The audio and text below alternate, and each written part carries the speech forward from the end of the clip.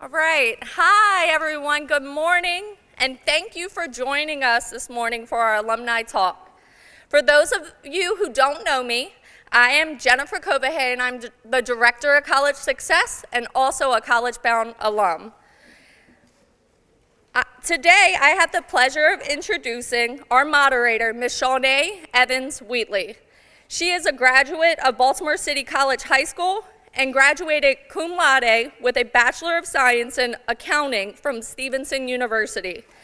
And she currently works at Finastra as an international senior tax analyst. Shawnee has been involved with CollegeBound since 2012 and started as an Urban Scholar recipient. She continues to serve as a mentor and a member of our alumni board of directors. Now, I will hand it over to Miss Shawnee Evans-Wheatley. Thank you.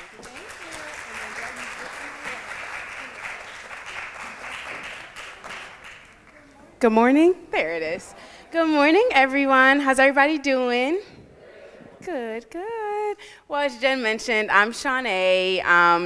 She kind of went over my fun facts. I love CollegeBound. Ever since being involved in 2012, I can truly attest that I was that student who didn't really understand the value of it in the initial, beginning of it. And as the years went through and I went from a freshman to a senior and then to a professional, I really, really appreciated every single thing that this program has ever done for me, all of the invaluable knowledge and advice that has been given, as well as just the resources. So I'm so excited to be here with you guys in person. I hope that everyone leaves here taking away just a gem, something valuable to take along with your career or your college pathway, whatever, what have you. But with no further ado, I am going to have my panelists introduce themselves. We have an amazing group, a diverse group, everybody's in different stages of their career, their education path, everything. So I think that you guys will really enjoy today and take away a lot of things. So panelists, good morning. I'm gonna have you guys just say your names, your high school, your college, your occupation, and your connection to CollegeBound. And I'll have a seat. Good morning. My name is Eric Thompson. I'm a graduate of class of 2000 of Lake Clifton Eastern High School. I've also graduated from the University of Maryland Eastern Shore with a bachelor's of business administration. And I'm currently vice president commercial banking at Truist Financial here in Baltimore. I love CollegeBound as well. They helped me achieve my goal of achieving my college bachelor's, and I'm looking forward to some great conversations this morning. Good morning. That's a lot to remember. I'm like, what am I supposed to say? All right, so good morning. My name is Dr. Antoine Tomlin. I am a graduate of Vivian T. Thomas Medical Arts Academy, class of 2010. And then I went to Stevenson University to get a bachelor's degree in psychology. And then I went to Morgan State, true land of the orange and blue. From a master's degree, and then I went on. I said, you know what, I'm sick of school, I'm never going back, and I went back. So I do have my PhD in language, literacy, and culture from the University of Maryland, Baltimore County. Fun stuff. Fun stuff. And currently I'm an associate professor and department chair for developmental English at Anne Arundel Community College. Good morning, everyone. I'm Summara Abaid, and I graduated from Poly in 2013. And then I went on to Notre Dame of Maryland University, which I graduated in 2017 after a few years with life, I guess. And then now I'm in University of Florida's medical school for a graduate program in medical physiology. And I'm a CollegeBound alum, so that's right. Hello. Okay. Hi, everyone. I'm Shantika. I'm probably the youngest on this panel, but I graduated from Poly last year, 2021. Thank you. And I'm currently going to Hopkins. I'm a rising sophomore majoring in public health, but still figuring it out. And my connection to CollegeBound is we applied through college, but also I was CollegeBound Scholar of the Year last year, and so I'm happy to be here. Hello, everyone.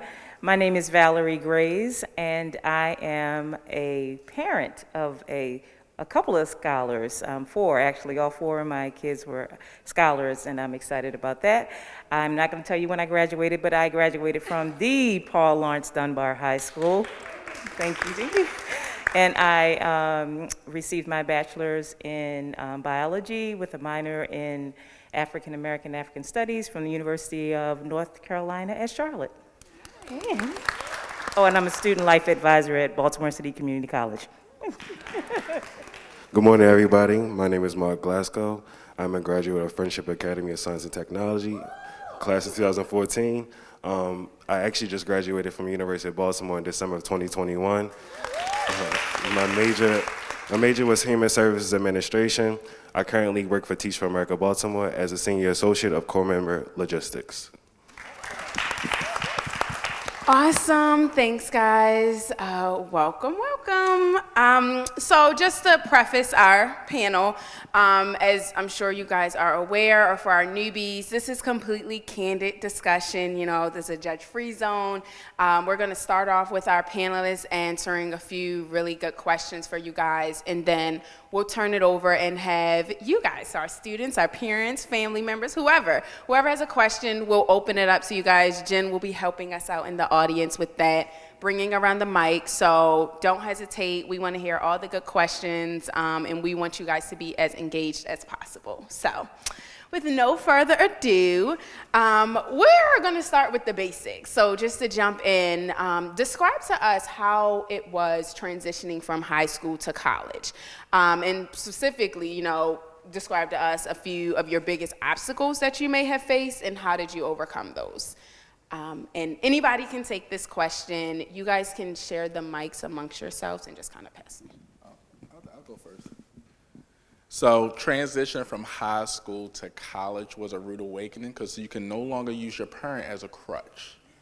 There's no one going to wake you up in the morning and say, hey, you have to go to class. Your professor's not going to call you and say, hey, why didn't you come to class today?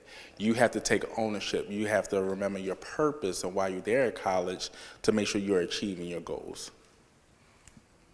I would second that. I think it definitely takes a lot of discipline. Is it on? Yes. The light ain't on. All right. I don't see a light. Okay. For me, it was the struggle bus. So I went from being top of my class, I graduated second in my class, to going to Stevenson where there were so many smart folks, and I thought I was smart. And the first semester was a struggle. I was a nursing major because I went to Vivian T. Thomas Medical Arts Academy where you're supposed to major in something science related. And I struggled the first semester. I took AP Bio in high school. I took all the advanced courses. So I'm like, I got this, right?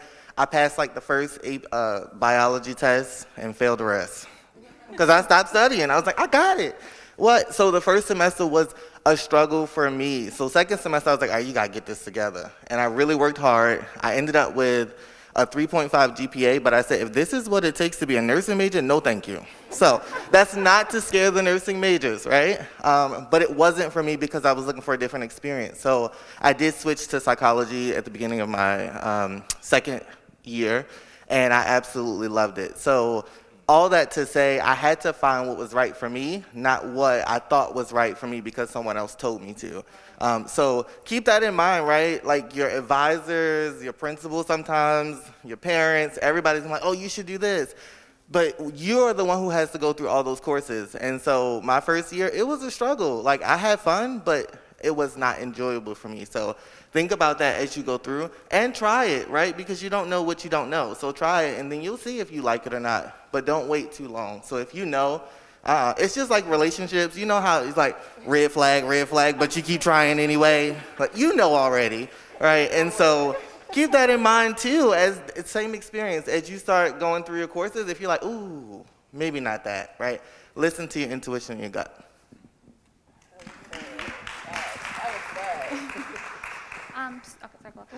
So it was hard because you have to find a balance. For me, it was I bought a planner the first week because I couldn't remember like all the assignments that I had going on, and so you have to find a balance. It's because you're not only it's a new course load, you're just getting used to the campus, you're finding new people. So you have to find a balance for yourself.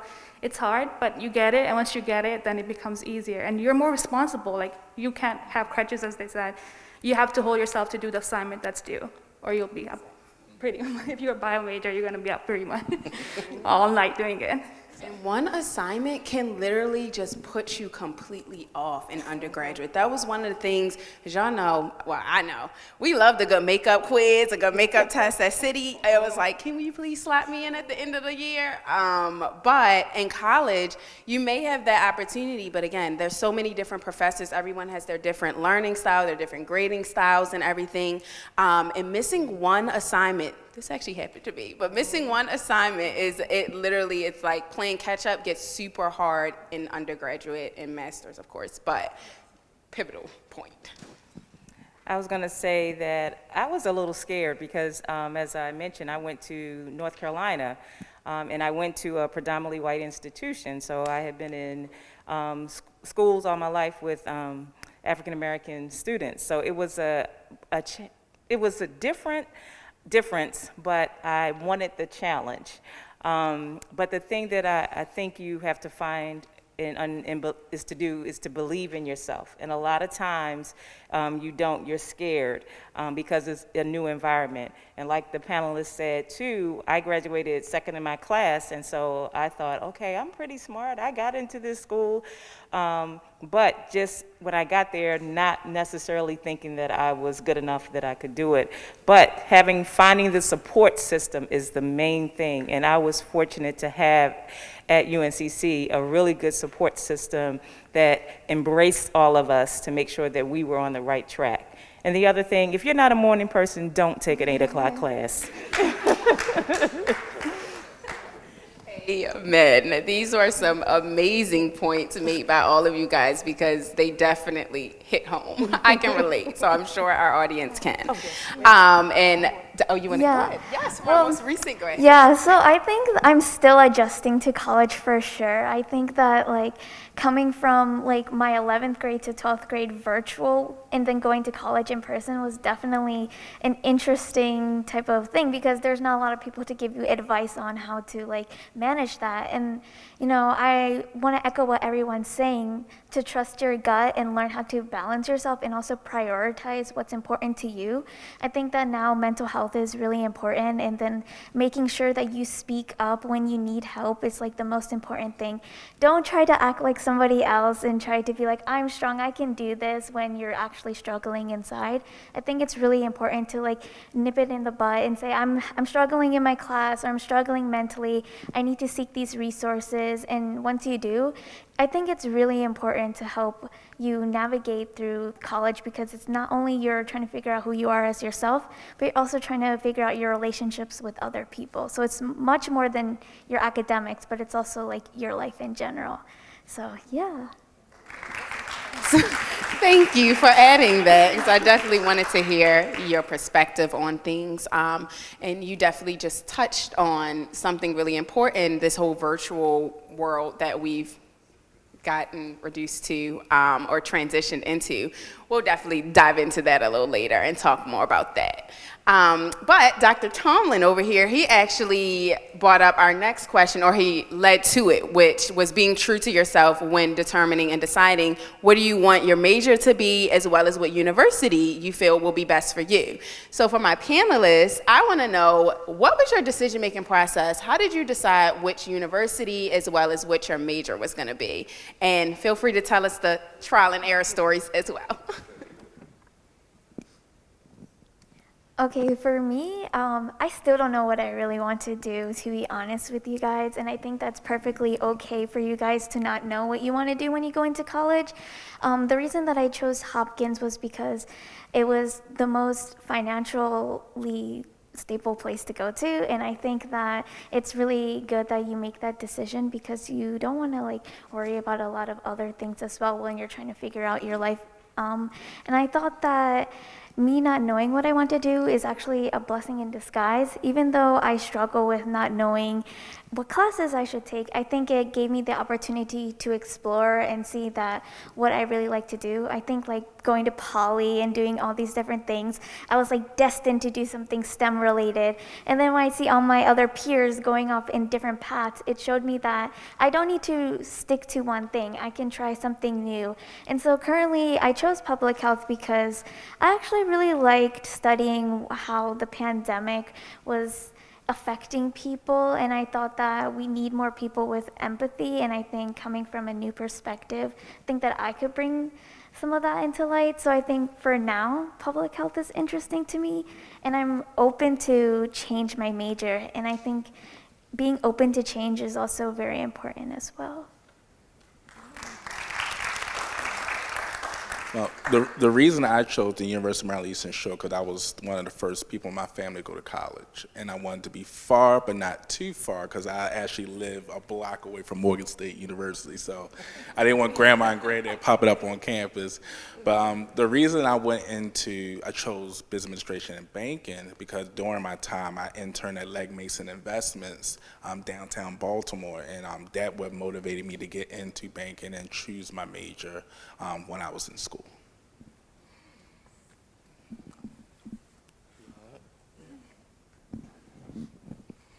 Well, I originally enrolled into, I wanted to go to Stevenson, but it was too expensive. So I chose, it was too expensive. But I chose University of Baltimore. It was closer to home. My mom also kind of sheltered me, so I lived from home basically and just commuted back and forth to school. Choosing my major, I originally wanted to do business administration. I just was living like a fairy tale. I thought basically I wanted to be dressed in a dapper down suit, go to work every day looking nice, and be in executive meetings. That wasn't my reality. So I was taking business administration classes, 8 o'clock in the morning, wasn't beneficial to me. Accounting was the class that really made me realize no, this isn't for me at all.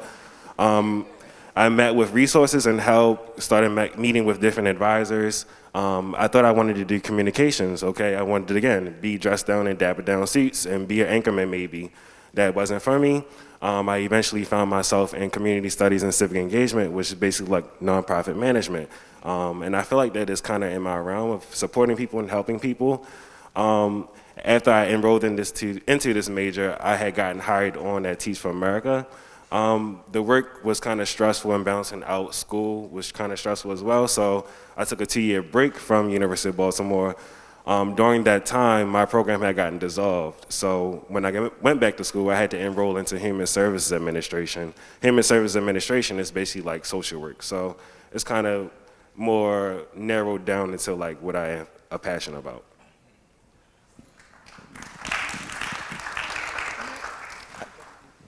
Okay, mine is quick. Free. Yep. So Stevenson and CollegeBound was like, free. And I was like, well, say less. Here I come. So that's how I got to Stevenson. And I absolutely loved it. I did share with you all, I changed my major. And I changed it because I wanted to have more flexibility in schedule and not feel like I had to study all day, every day in order to be successful. And so I started thinking, I wanted to become a nurse because I wanted to help people. And someone shared with me, well, you can help people in so many other ways. You don't have to be a nurse. You don't have to be in the medical profession to help people. And so I found psychology, and for me, psychology was one of those shifts that allowed me to use my degree in so many ways. So I could have went and been a therapist. I am a certified and trained life coach, so I still use those skills. But I quickly realized, ooh, I don't want to be a therapist. But my degree, I feel, is so universal and transferable that I can use it in a lot of different ways, and so that's how I landed in psychology. Hi. My degrees or major was biology and African American and African studies. I always liked science, but I also wanted to be an artist. My mama wasn't having that. She was like, no, you need to do something a little bit different. So I always liked science. I worked in an optical store during high school office, and so I wanted to actually be an optometrist. So science was just the thing for me. And I enjoyed it. And I also did the second minor, as I said, in AAA, as we called it. So I guess my interest, just doing that, made me choose that. And what I would say for students today, if you have several interests, I think you should just go for them. I think today, when I went to school, we didn't have the ability to kind of create your majors. And, mine was just biology. Now you can be micro science, whatever. And I think that is just so awesome to be able to do that, to pave your way specifically, and we didn't have that. So take advantage of those things today because we didn't have those. So the sky's the limit in creating what you want. Perfect, and thank you. That was actually perfect. So what I'm gathering, of course, is considering the financial aspect of things, figuring out what you're passionate about, which, of course, we've been candid with acknowledging that everybody is not gonna know when you start college what you wanna do. I actually went to Stevenson, they had an acceptance students day, and I was going and wanted to be a lawyer for whatever reason. I just always wanted to be a lawyer. And I randomly went upstairs to the accounting department, so I'm like, I'm good at math, and I randomly just I just tried it. I went ahead and tried it. Luckily, I did really, really good at it. Clearly, I love taxes today. But it definitely is a balancing act, and Ms. Valerie touched on it. It's like nowadays, there's a major for everything. I go on websites, and I'm shocked that certain majors are majors, but that's the beauty of it being 2022. We've come such a far place and developed, and don't put yourself in a box, like one of our panelists mentioned going to poly. So you felt that you needed to go into like a STEM field type of thing, where if that's not what you're passionate about, you don't want to spend all your energy, your money, your time doing something because somebody told you to do it or your parent wanted you to do it or this, that, and the third, and end up unhappy and just in a weird place in your mid-20s or 30s or 40s. So thank you for adding that. And I'm actually going to pick on you again, Miss Valerie. Okay. Could you let us know how you've successfully assisted your scholars in transitioning to college? Like, what were some of the biggest strategies, I guess, or tips that you gave them, or how did you go about that? Well, I started actually when they were small, so I thought the best way to get them to be successful and on a college path is to start early, with the foundation, being purposeful in the schools that we chose, and then also allowing them to follow in their passion. My children have different degrees of interest. I have an actor, I have entrepreneur, I have a couple of entrepreneurs, scientists, I have a public healther, so they're all over, but I allowed them to be able to do what they wanted to do and follow their passion. I also told them that they needed to work hard. It's important to stay focused, get the good grades. You don't have to have the A's all the time or even the B's, but my requirement was that you put your best foot forward and you do your best. That's all I asked for you to do. And then I also told them they needed to be well-rounded, so that meant you needed to be involved in your community, your church, your school, because just getting good grades is not enough.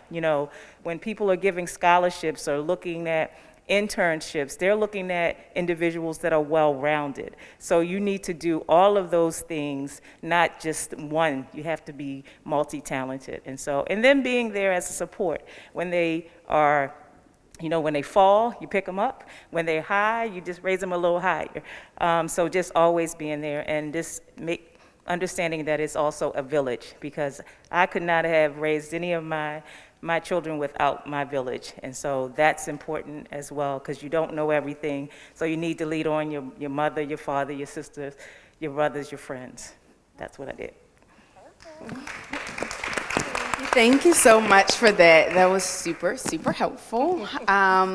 And so let's transition into actually in college. So we've kind of touched on it a little, but what advice could you give our scholars about managing your schoolwork and other responsibilities? Again, it's 2022. We're all like there's a billion gazillion things going on other than schoolwork, you know, working, actual jobs, hanging out, managing a social life, taking care of yourself, self-care. Like, how do you guys go about that?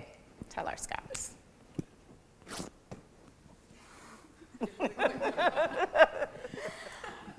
So, yeah, I think that's really hard actually to like find the balance. I'm still trying to find it, but like, so it was like my fall semester, and like I thought I was good at chemistry. Like I went to poly, I did all this stuff. I thought I could do it, but like I got like a 30% on my midterm, and that was like the ultimate blow. I was like, who am I? You know, like what am I doing? And like that really broke me because I realized that school, like your academics is your priority, but it's also not everything. You need to take care of yourself first. Like how can you do school without not mentally taking care of yourself? And so one of my professors who was like amazing, she was like a leadership theory professor, told me about Maslow's pyramid of hierarchy of needs. And basically that pyramid is like, the point is like your self-actualization of like who you are and like just you in general. And then the bottom is like your base. And I always tell my friends, like, you need to secure the base of your pyramid. You need to eat, you need to sleep, you need to do all those things in order to be successful in whatever you want to do. And first taking care of yourself, and then going to see your friends, and then you can find your passions. Like, you can't do all of this self-journey stuff without just doing the basic stuff. So like I would really recommend like making sure you put that in your top of the list of making sure you sleep. Like, don't pull all those like all-nighters like once in a while, I guess, but not really. Like I wouldn't recommend it. Like make sure you eat. Like that's just the most important thing. I will never forget this when I first started at UMES and they had, freshman orientation. They said, look to the left of you, look to the right, looking back and look in the front.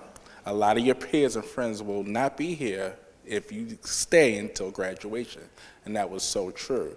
So I made the decision that, while my friends are going to every single party every single day, I will not party between Sunday evening and Thursday evening.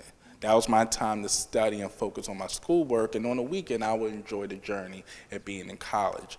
But I would say all you guys are scholars and you're here for a reason. Continue to be leaders, but also enjoy the journey while you're there in college.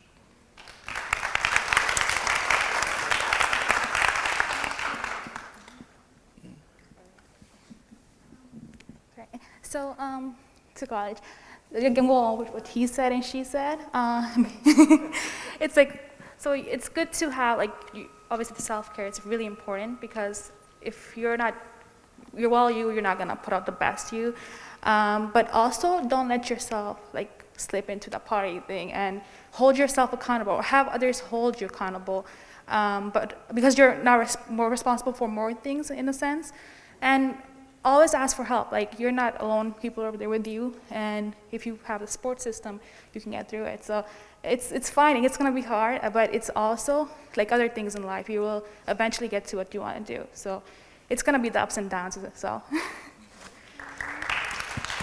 Awesome. Oh, I am on, okay. Awesome, those are great points, and kind of just circles back to being true to yourself, understanding your bandwidth and not overextending yourself, and accountability. Accountability is like the key word of undergraduate, really, but great, thank you. And to piggyback and go into your actual university, how would you describe your faculty support? Like, did you find solace, in confiding with your professors? Did you utilize any other offices? Depending on how large our university is, there are many different resources. So how would you describe your faculty support? Well, I'll be completely honest. I was born and raised in East Baltimore, so I was a little rough around the edges when I got to college. I remember one of my professors said, look, if you want to be in corporate America, it's all about perception and, and what you portray in your career and things of that nature. So that was one good takeaway. And again, just making sure that knowing what your purpose is and things of that nature when you get there. So.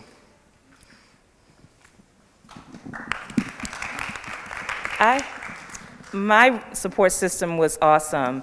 At UNC Charlotte, we had the AAA department. And so they reached out to the students, the African-American students on campus, and they kind of put a bubble around us and supported us. They helped us with selecting our classes. They helped us to make sure that we were involved.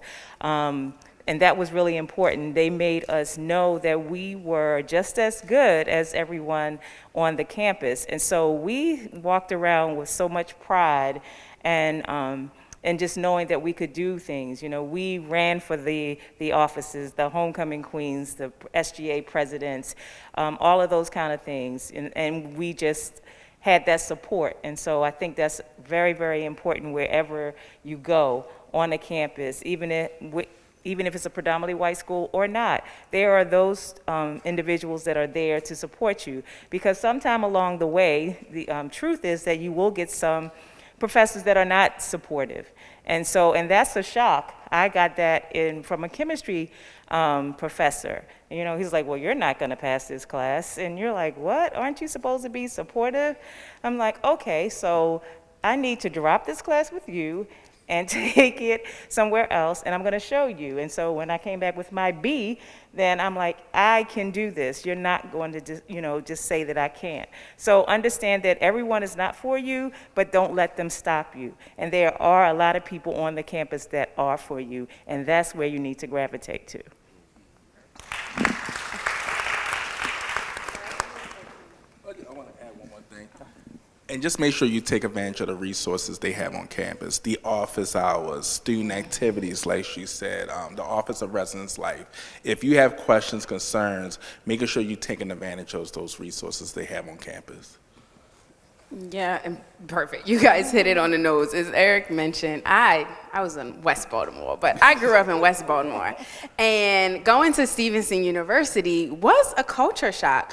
And it was interesting because I actually did go to Roland Park Middle School. So it's like my entire education career has kind of like all black school, then, a mix, and then all black school, then a mix. And it was interesting and difficult for me. I can be quite honest and say that I was one of those students who I didn't understand the importance of a relationship with my professors. I'm like, okay, as long as I'm showing up, then that's enough. But as I went through my career in junior year, I finally started like trying to get internships and get jobs, and I couldn't even find somebody to write me a letter of recommendation other than my CollegeBound people. But it was like I've wasted so much time, and I see my classmates interacting with the professors, but I'm like, I don't have time for that. Like, I'm not gonna do that. But identifying, like, there are professors, as Ms. Valerie mentioned, there are gonna be some that aren't for you specifically, but there are professors who want to see you do well and want to see you prosper, and they take pride in that, and they're just looking for you to open up that door to build that relationship. So don't be afraid to hang out after classes end and just say, hey, how's your week going? Like, how's the semester going? Bring up, like a little plug about whatever y'all learning, build that connection as well. But take advantage of your resources at your university too, because that will play out. And the closer you get to graduation, the more people you want on your team just to be there and help you through this difficult process. So. Okay, so before we jump into the workplace type of conversation, I just want to know, what advice would each of you give your college self? And a quick little blurb. I think you hit on those. Well, my biggest regret, I didn't do as well as networking in college and high school. And getting into college and getting into your career is very important to network and have those outside resources to get you either successful where you want to be, or knowing certain things that's going on in the community, or guide your career and things of that nature. It's always good to have those type of feedback and those type of resources.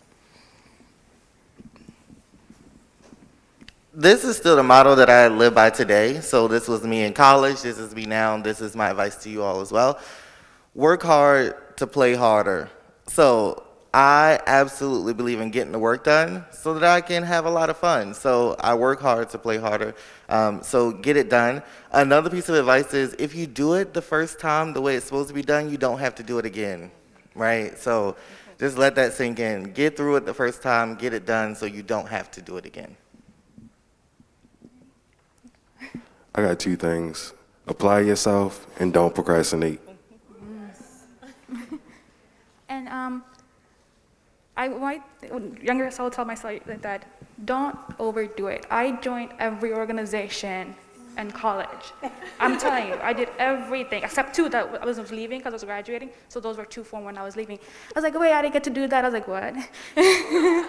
So I did two, because it was not because I wanted to build my resume, but I liked it, but then I lost focus in the sense of what I wanted to do.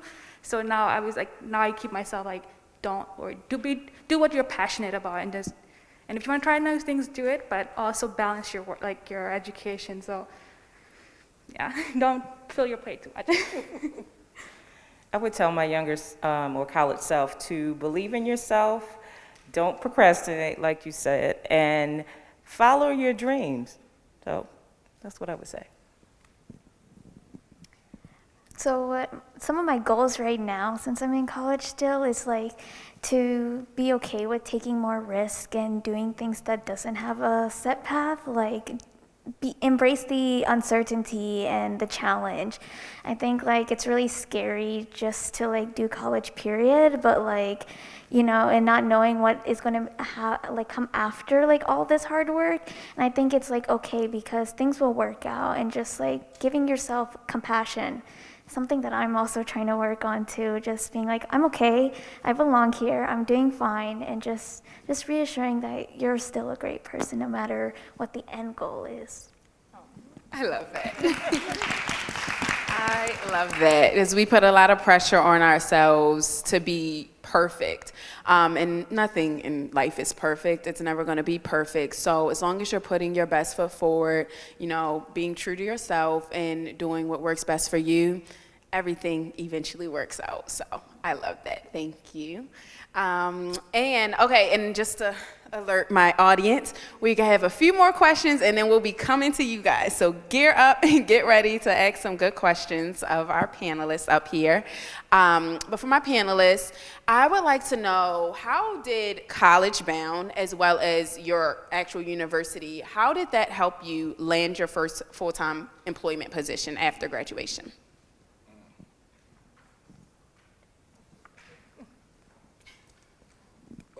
I think some of the criteria that helping me keep my CollegeBound scholarship helped me get my first job, because it wasn't just my grades, it was the community outreach I was involved in, which is one of the criteria of the scholarship that helped me stay competitive amongst the people I was applying against for these jobs, because I was more involved, not with just extracurricular activities, I was giving back to the community, being mentor. I actually ran the freshman dorm as a RA on campus, which showed leadership on my resume as well. We have nobody to add to that. I actually have a crazy story that just dawned on me.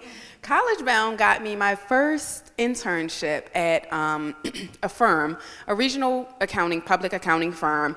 Long story short, I had gone through all of these on-campus interviews. I swear I did about 11 of them. And I had been rejected by like 10 of the 11. And I called Lori Sabatich. I'm not sure if you guys know Lori, but love, love, love her. I called her and cried my eyes out. I'm like, Lori, I don't know what to do. I need an internship. Nobody's hiring me.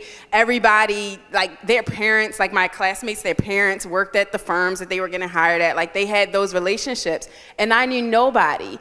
So I called Lori and I just was really down and out about it. I tried to persevere, but I called her, and turns out a partner at that regional firm actually sat on the board of CollegeBound, and they Lori sent over an email, and within literally 48 hours, I had gotten an email from that firm, and they had extended an offer.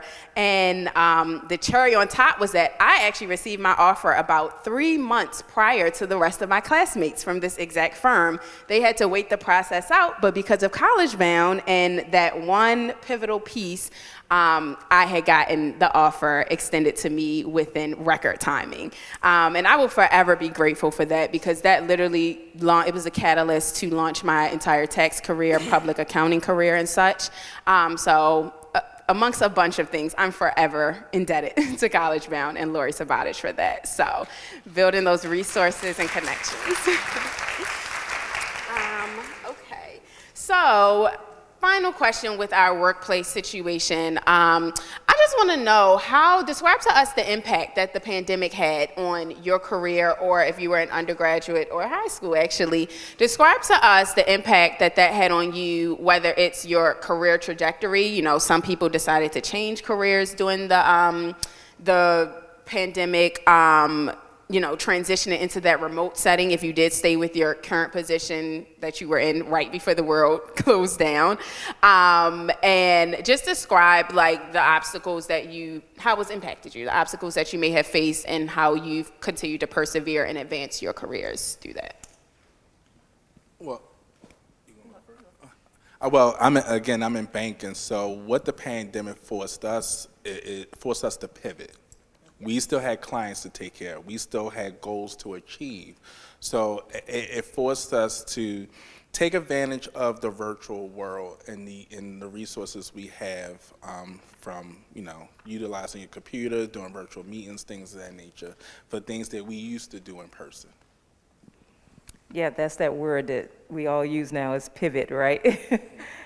So I'm in student activities as a student life advisor. So, my world was activities, in your face, kind of all of that. So it just forced all of us in student affairs and student activities to look at things differently.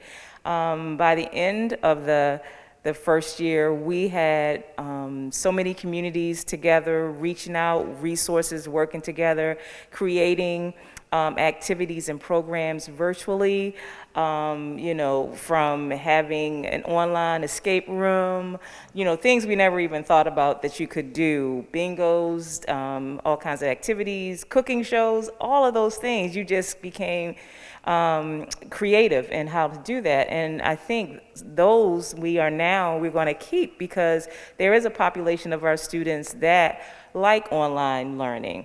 And so we now, as students or professionals in student life and activities, we have to now provide those kind of activities for those students. So there are some things that came out from that we will continue to use. But it was a challenge in the beginning, but I think we all came together with resources from colleagues all around the world working together, made it better.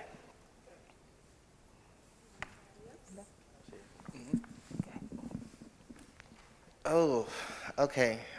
So as a professor, my least favorite part of my job is emails. And so when the pandemic happened, a lot more emails because everyone was at home. And so I got so sick of it. I was like, if I see a Dr. Tomlin email one more time, I'm gonna scream, right? And so I already, even before we went virtual and was working from home, wasn't really good at work-life balance, especially because I felt like I was a young professional. I had to prove myself. I also started teaching in higher ed when I was 21. Now, of course, my colleagues didn't know that, but I looked like it, so I felt like I had something to prove.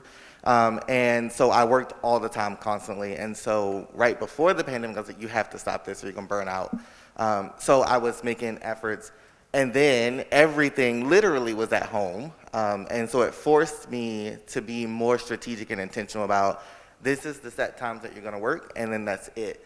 So it forced me to be a little more intentional about how I spent my time, what was possible for me so that I didn't go toward burnout. So I am thankful for that silver lining, right? Because I do have more of a balance now, and I can say, okay, enough is enough, right? I completely agree, and thank you for that. Because It's in the remote setting. I was still in public accounting when the pandemic first started. And it was this weird notion that instead of like, it's like, oh, you're home with your family, your kids, like, go do things with your family. It was the complete opposite, and it literally was a misconception that you're home with your laptop. You don't have to commute, you don't have to do anything, so you can dedicate more time to our work and our projects, and we're gonna overload you.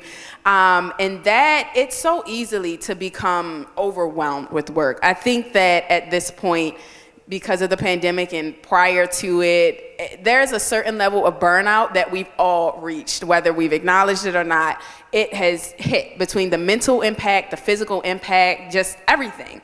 And it literally, you have to set boundaries within your workplace. Of course, you want to be a hard worker. You want to put your best foot forward. There's no doubt in that. You want to stand out in the crowd, but you have to learn to manage and balance, as Dr. Tomlin said. You want to say, okay, at 6 o'clock today, I am done working. I'm not going to keep my eyes on this Excel spreadsheet. I'm not going to try to do it any further. I've been working all day. I'm going to take a second to debrief, sit on my couch, drink some wine, cook dinner, something simple. But it's really important in the virtual world to be able to place those boundaries, because back in 2020, I couldn't. I was working like 70-hour weeks for my dining room table, and I'm just like, this is insanity. If I've ever heard it before, it's insane. So that was a good point to make, and I appreciate that. And I appreciate all of you guys answering our questions so far. And now we are ready for our audience questions. So who's going to be our first brave volunteer? Perfect. And Jen, thank you. You can hold it a little further. You could just pass it back for me.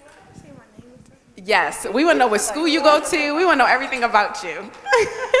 Okay, my name is Kyra Carter Morgan. I went to Mervo, but now I'm going to Bowie State, majoring in accounting. And, and I have a question for you. So, as me being an accounting major, what advice would you give me? And also, what advice would you give me once I graduate, going into further my career? Okay, you threw me off. I thought you were going to ask our panelists a question, but I love it. So first of all, congratulations on that. I love to see us good accountants in the world. So with accounting, my main advice in undergraduate is to take your time. Don't overwhelm yourself with not understanding. I'm sure it's set up the same. You start with principles of accounting, then you go to intermediate, then you go through certain things. And I used to be really hard on myself because, contrary to belief, if you're not an accountant major or you've never been an accountant, it's not something that you just wake up and do. It's not you're good at math, so you're going to be a great accountant. Learn that. So I think that having the patience with yourself to be able to say, okay, these courses are hard and they get so difficult. But having the patience to say, I'm gonna get it. If I don't get it, taking advantage. I spent a lot of time at the latter part of my career, my college experience, but you should start early. Spending time with your professors. I started taking advantage of those office hours nonstop. If there was a section that I did not understand of a certain class, I was sending an email hey, can we meet today? And it worked. It really helps having those things explained. I always make jokes I don't know how people were majoring in accounting in a remote world, because I need to be in person. I need to talk to my peers about it, ask them, did you understand that problem? And just talk. So build a relationship with not only your professors, but your classmates, because that's going to be a huge catalyst with everything. And then as you're getting junior, senior, and above into your career, continuously network. The accounting world is so big. Don't get stuck on whether you want to be tax, audit, or consulting, or any of those, whether you want to go public or private. Just enjoy the experience, soak up as much knowledge as you can, and network. Shake as many hands, attend NABA events, for example, and put yourself out there in that professional network, because once you have a great network around you, you can do anything. Even if you need to pivot to another career, you can do whatever you want to do. So definitely just take your time, persevere, understand you're not going to get it while you're immediately everything, and then network. Okay. Yes, ma'am. Oh, we'll come to you next. My name is Corshey. I attended Port Virtual Learning Program, and I'm committed to Loyola University, Maryland, intending to major in computer science. I just have a question for if you didn't have much support and you just had support from those in your household, how did you deal with possibly fearing of being a disappointment because you didn't go the path that the people that you're surrounded by wanted you to go?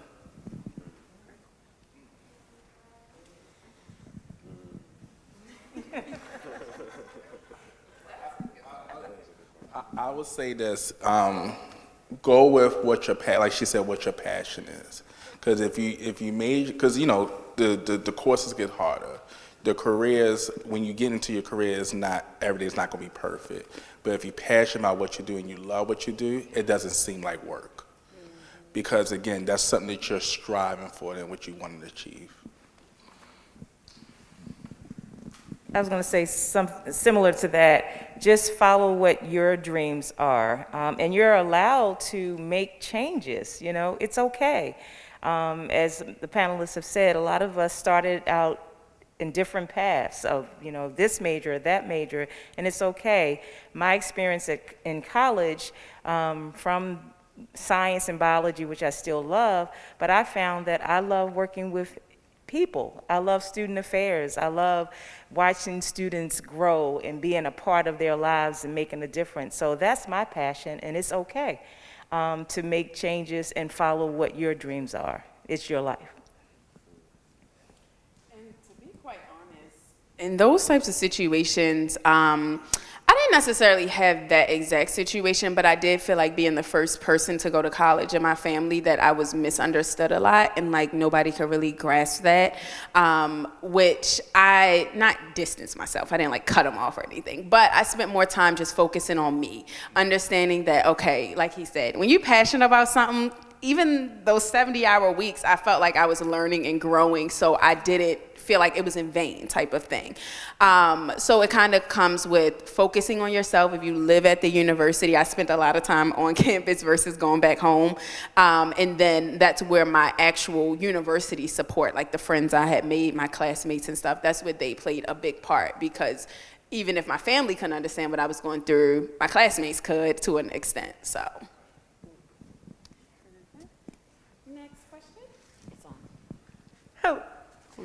Hello, my name is Asia Simon, and I wanted to ask Dr. Tony, why did you defer from being a therapist? Because that was going to be my second choice. Was it the money or was it the work? Great question. That's a good question. So I'll try to keep it short. When I started taking all of my counseling skills classes, I absolutely loved it, but it was draining for me. And so my sophomore and junior year, I took counseling skills, advanced counseling skills, and I was like, okay, hold on. If I gotta sit and listen to people's problems all day, right, that's one thing, but that's not for me. But the other part is with therapists, usually there's a lot of exploring the past, right? And that's a lot of kind of rehashing trauma to move forward and heal. And that was gonna be too much of a weight on me. And so I knew ethically I had a responsibility to decide, can you do this or not? And for me, it was not. And so I decided to do life coaching because it's more in the moment and moving forward, not necessarily looking in the past. And so that gave me my happy middle. But I have a lot of friends who absolutely love being a therapist and psychologist. Some of them went to medical school to do psychiatry. But I knew for me, I was like, nope, can't do it. So that's what made me decide. So, okay. I feel like now I need to clear that up. I love emails from my students, right? I don't like emails from my colleagues. So some of my colleagues in the room, but it's a lot, right? So, and all that to say though, in the context, it would be easier if I was always on campus, right? When pandemic happened, we had to email. And so I was like, okay, I'm overwhelmed. But yeah, I still don't like emails. Yeah, no, I completely connected with that though, because you kind of put it into perspective. It's like if you're on campus or in the office, it's much easier to make connections. And like I was in a 200-person office and I practically knew everybody's name because that's just, I intentionally learned it. But even just having in-person communication, whether you're trying to consult on a issue with a client or you're trying to work through something personal, having that in-person touch versus emails and coming back every day to 20 emails, it's overwhelming. So I get it. I get it. Next question. Oh. She's going to introduce herself. She forgot. Oh yeah, tell us about yourself. I'm going to UMES, and I'm majoring in kinesiology. Nice. Congratulations. We have one back here.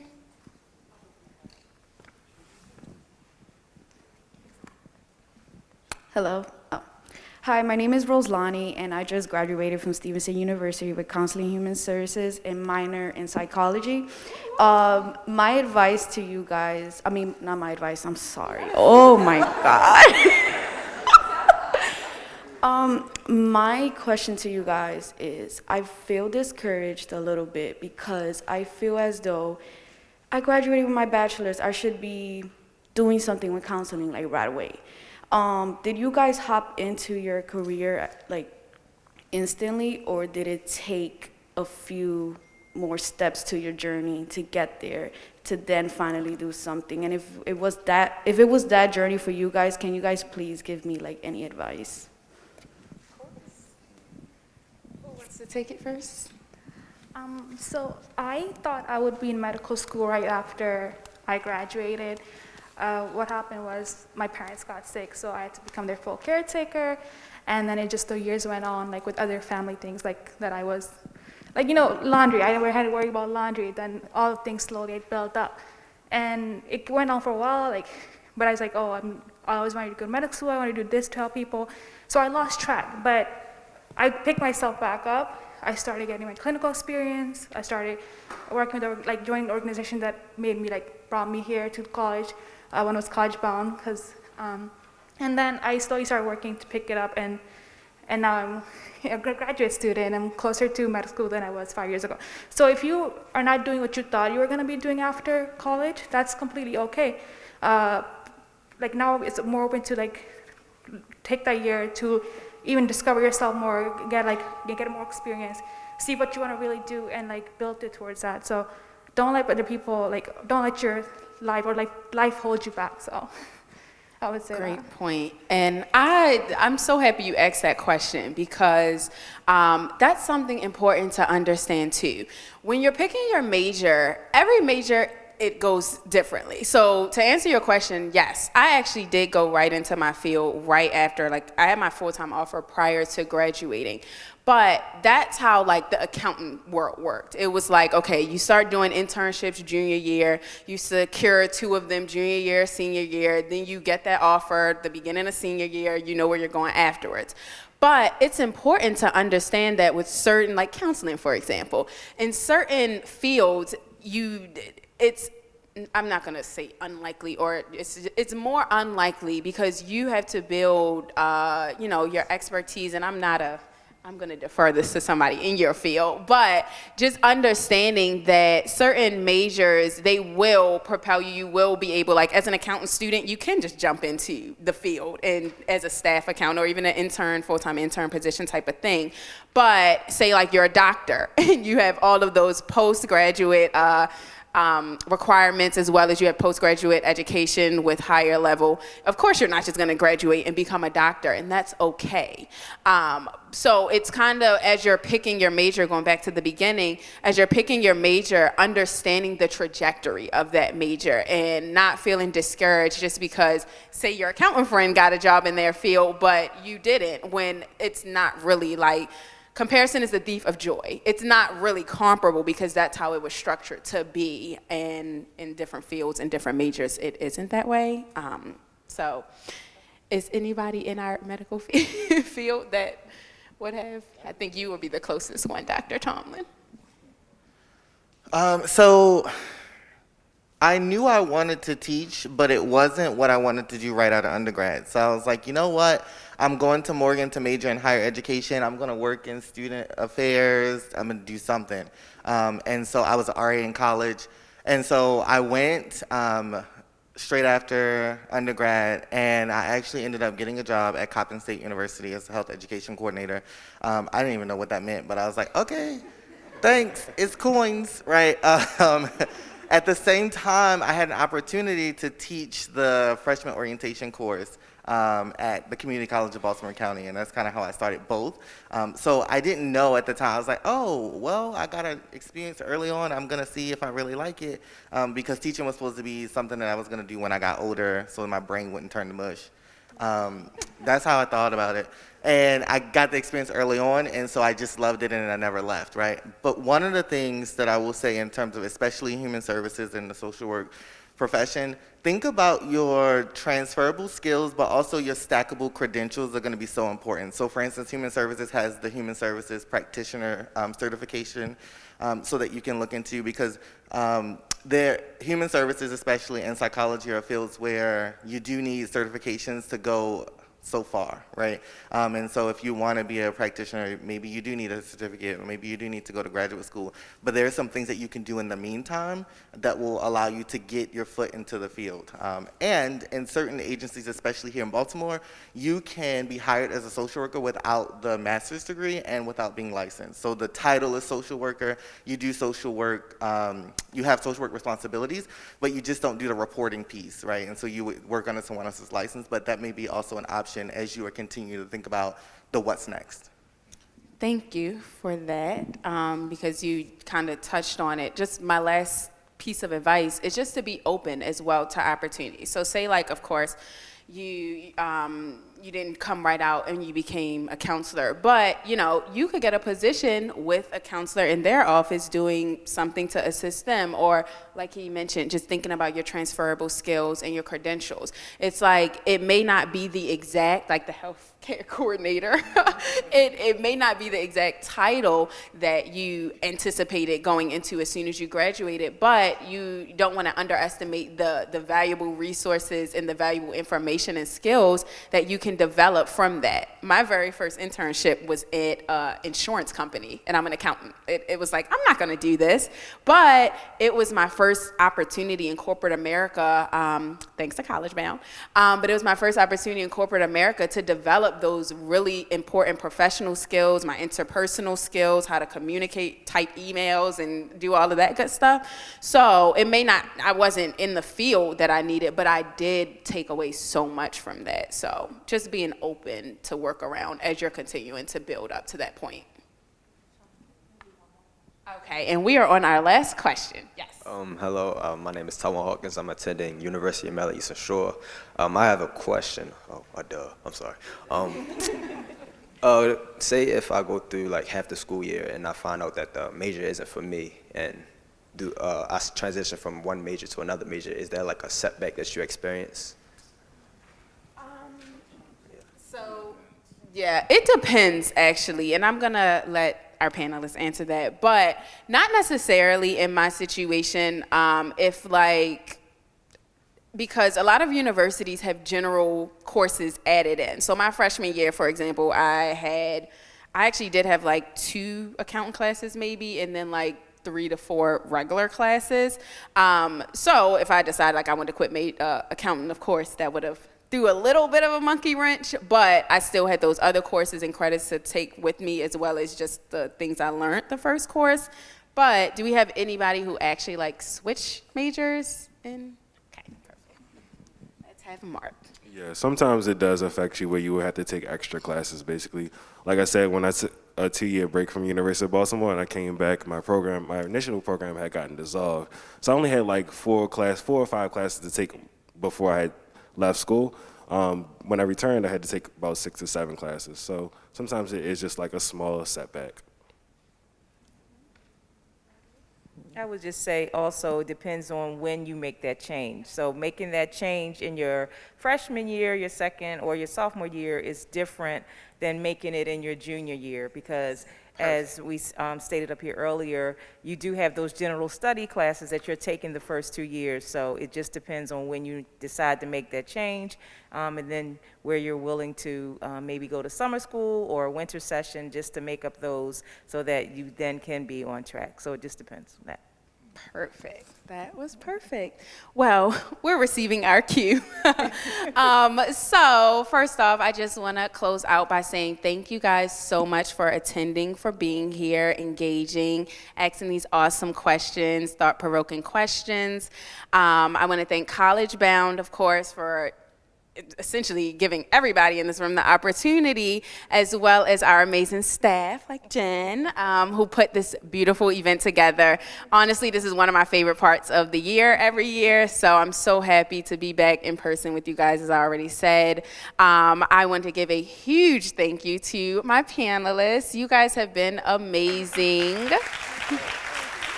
Thank you, thank you. When I reached out for volunteers, you guys came running, and I am so appreciative of that. You guys have just provided so much insight and knowledge for our scholars and parents, and I look forward to staying connected with you guys. But thank you so much. We hope you enjoyed the opportunity, and have fun at the luncheon. That's Thank you so much. Thank you so much. I'm sorry. And before, we invite you guys, especially our alum, to get involved with the Alumni Association. Our president is here, Darian. So we have amazing events between the fellowship and growing, developing, running the committees, running the actual business. We got our 501c3 organization certification. So we're getting places, going places, and we would love for you guys to come along on that journey with us. So feel free to reach out, and we'll get you that information. But thank you, and have an amazing day.